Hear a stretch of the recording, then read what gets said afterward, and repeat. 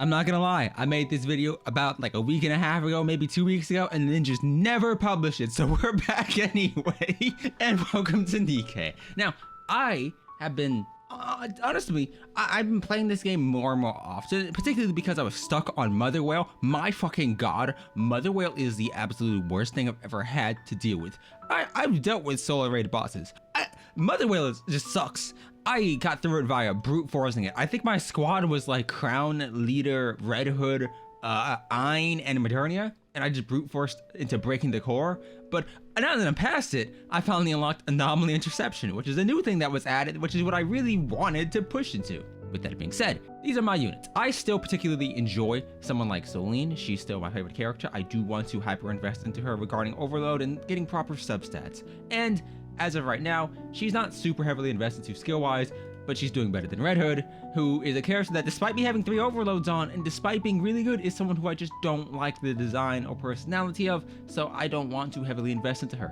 Ein is, I think at this point, my most invested character regarding skills. I like her a lot. As you see, she's level break 3. I pulled for 4 copies on her banner. And then Epinel is like my pride and joy. I love Epinel.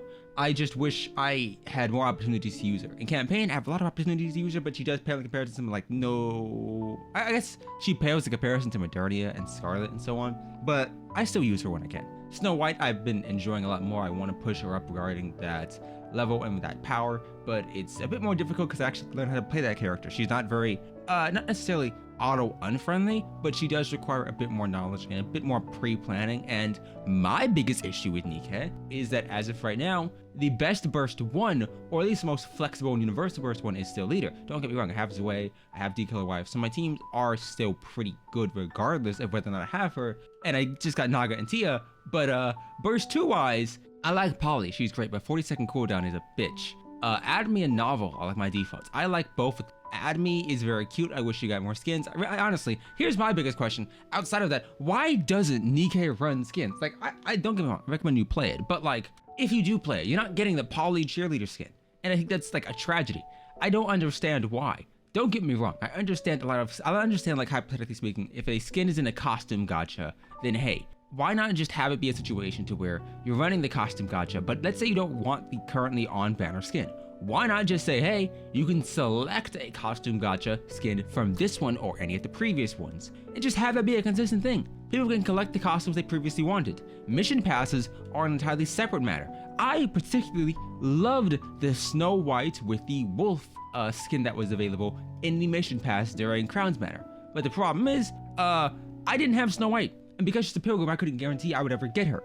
I still don't have Noah, and as a result, I didn't get the skin. Well, guess what? I'm never having a chance to pick up this skin again. So I do dislike the concept because I feel like even though, yes, it does remove the more FOMO aspect of it, people would be more willing to buy a skin if they know they have the character or know they can just purchase the skin later on. I would. You have a shop that does not change. Please just add old skins, whether that be the costume gacha skins or the previous mission banner skins. It would make more sense to me. But whatever. Hey, that's just me. Personally, I do like the additions they're making. Anomaly Interception, in my opinion, is very interesting. A lot of individuals, I'd say new or mid-game, won't be able to clear it. I particularly am not, because it's very difficult regarding the spike as opposed from Special Interception to Anomaly Interception.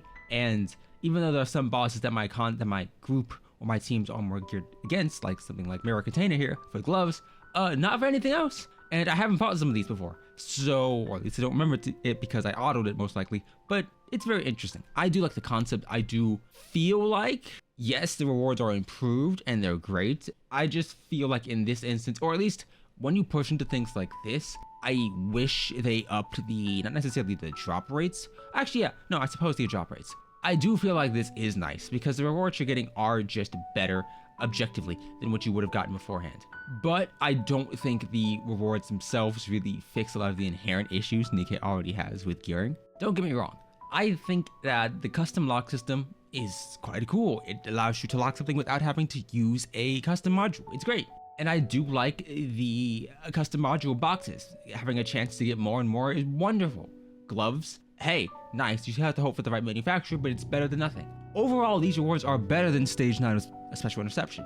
I prefer this. I like this, especially since I can choose, do I want gloves today? Do I want to farm for, helmet pieces today? It doesn't matter. This is very nice. I think the downside is, of course, twofold. First off, experience regarding leveling gear, because that kind of sucks. But second off, if you're gonna improve the farming for gear, why not improve Simulation Room? I really feel like when full burst weekends are available, that should just be the normal drop rate for Simulation Room. Simulation Room sucks to do. I'm just not gonna sugarcoat it. It's not good. Like, it's okay. Don't get me wrong, difficulty 5, cool, great. Why not have a difficulty beyond that? I don't know. I feel like there should be a difficulty 6 at this point, especially with the buffs you get. Once you get to that point where your squad is naturally at level with the content you're facing off against in Simulation Room, the buffs don't matter as much. Why not just have a buff beyond that? But whatever. I think that the main issue is that depending on what you're doing, and depending on how much you're trying to invest into your team, or realistically speaking, how much investment your characters need. Iron needs a lot more investment than somebody like Red Hood. And that can heavily impact not necessarily the way you play, but more so how valuable your teams are. If you love Scarlet, she takes a lot more to get going with overload gear than somebody else. So that is something to consider.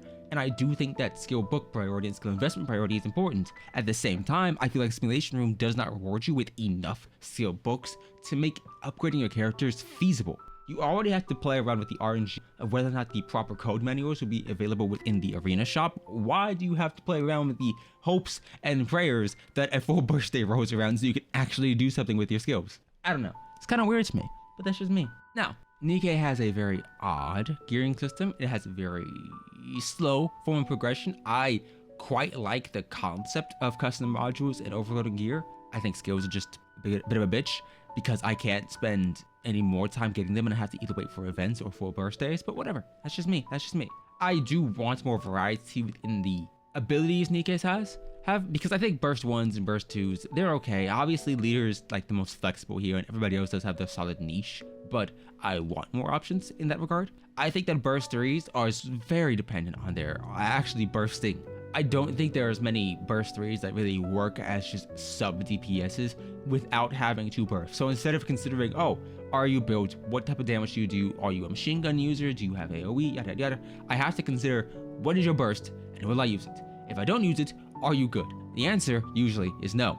So it kind of sucks. I am intrigued with what they do long term. For instance, we have collab units like Asuka here, and I want to know if collab units at all will ever be getting a favorite item, because if they don't get a favorite item, then I really think the value of these units goes down tremendously. I haven't used Asuka yet, and I haven't used Rem, but if Rem doesn't get a favorite item, or if collab units at all don't get a favorite item, then they're just gonna be worse than the alternative options. Collab units already suffer from the fact that they don't ever really get improvements, and that their damage is based on how many copies you initially summon for. If you pull for a singular copy of Rem or Asuka versus going for max copies of them, the difference is every other unit on your account who isn't the collab unit, you can get additional copies of, even accidentally. You can't do it for collab units, so that kind of sucks. So I do think that's an issue, and I do personally think it devalues a lot of collab units long term, but that's just me. You can differ entirely, and that's perfectly fine. I like Nikke overall. I actually want to go through and reread a lot of the story because I did skip a lot for the concept of getting past Mother Whale and getting past chapter 21, so I could actually, push into special interception or anomaly interception. So I do want to go back and read. I like certain characters. I love the relationship stories. I feel like Nikke doesn't utilize the texting system as much as it should. Like, we have it here, but most of the time, individuals won't actually text you, and I think Blue Archive does it the best with its utilization of that, because that's usually how you start relationship stories. I just feel like this is just kind of here. It's an add-on that's there. I like the fact that we get a free Alice. I don't like Alice, but I like the fact that we get it for free. Once again, Nikke is a combination of a lot of things I do like. I wish that the Limit Break 3, especially the burst animations, fit the screen of the PC instead of just being this weird portrait mode. But hey, it still works for now, and it has a PC launcher, so it's doing better than Blue Archive. I honestly think you should just play it. I think it has a bad rep for being a very horny game. Don't get me wrong, I think the designs can kind of push towards that. I like a lot of the designs. I like Kilo, I like Epinel, I like Celine. I dislike a lot of the overly horny designs, like Red Hood for example. But I still think it's a fun game at its core, and I think the story is quite nice. I think even if you don't read the story, you can get attached to characters via relationship stories, and that's enough for me and for a lot of people, I'd say. Gameplay wise, I think with campaign early on, you can kind of just auto it and ignore. Once you get into later stages, and once you start doing special interception, anomaly interception, and beyond, then you have to manual it. But it's still a fun thing to do. I think the outpost is okay, it's here. It's not on par with the concept of like the Blue Archive Cafe, the base building mechanics of Arknights. Even Cat Fantasy has a cafe system where you customize it a little bit. I think those are better in terms of the customizations you can do. but I do still like it. I do still like that you can find random people running around here. Even though I don't care about like a vast majority of them, they're still there. Overall, Nikke is a fun game. It's transitioned from this side game into almost a side/main game because of the amount of play I put into it, but I'd still rank it as a solid side game. I think the biggest downside would be like the concept that dailies take you a very long time to do, mostly because of the loading screens in this game, but hey, that's a different point. Either way, I like the game, you should play it, and hey, if you want to, you can add me. I play on the global server, and like, I don't know, my friends are online sometimes maybe, but you know, that's up to you. Either way, I'll see you next time.